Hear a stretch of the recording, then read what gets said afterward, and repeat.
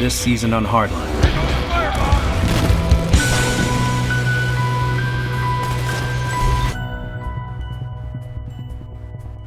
We all know the Battlefield experience, we all love it, and we wanted to add our own touch to it, and that's the Cops and Criminals fantasy. Suspects are armed and dangerous. I think hardcore Battlefield fans are going to like the change of pace. We had the opportunity to speed up the multiplayer and slow down the single player and add a visceral stamp to it.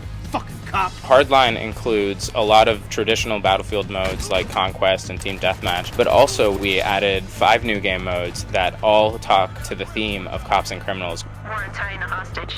We iterated through a lot of different modes. We did a lot of different play testing. We play test our game every day. I think they're gonna try a zip line from the roof, but we can cover it if we stay on this street. I got that angle covered. They're coming up here. Price is down, price is down. Oh, I'm down, I'm down.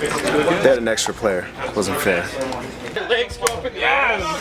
This is something different for the Battlefield franchise. I think it's going to add a new energy in a way that's going to surprise a lot of people. We did that with a lot of the modes that we added in, like Heist and Rescue and Crosshair. And we did that with a lot of the gadgets we added in too. Using grappling hooks and using zip lines to move around the space really quickly is one of my favorite things. The zip line or the grapple hook really help us get around the map more. They help us get around the map faster. That adds to the gameplay, especially in maps like Downtown where you have a bunch of different heights and you want to get between them very quickly.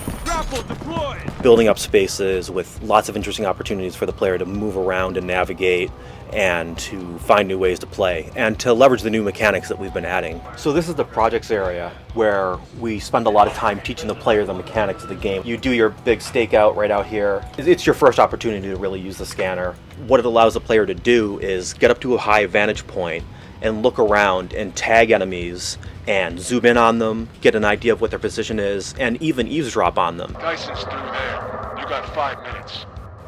All I need. In Hardline, there's always a strategic choice in any mode that you're playing. You're less inclined to run into a space and just start shooting. We've balanced the game to make it much more non-lethal. This area up here is where we teach distraction. It's not necessarily a weapon, so you don't get a targeting reticle, so we have to do a lot of things to teach them where the actual distraction shell casing is going to go. Nice. These are the spawners for the guys, and this is a process that took a long time, figuring out exactly where your partner Kai would position herself so that the player knew to move forwards and exactly where to stand to separate and take down using the distract. These really add to the fantasy of Hardline. They give a much more fight on the streets feeling to everything that's going on. And they also add to the strategy of the game because, again, using some of these non-lethal weapons can get you information that you couldn't have gotten otherwise. It was an opportunity for us to move away from the shooting gallery that a lot of modern shooters have become and give players an opportunity to slow down and think about how they're going to approach a scenario. You're going to be doing a lot of stuff in Hardline that you haven't done in Battlefield before, but I think it's going to be super cool and super fun, and it's going to feel a bit more street, it's going to feel a bit more downtown urban, but it's still going to feel Battlefield. Zach Wilson eats babies. So Ben said I like to eat babies. That's hilarious because Ben looks like a giant baby.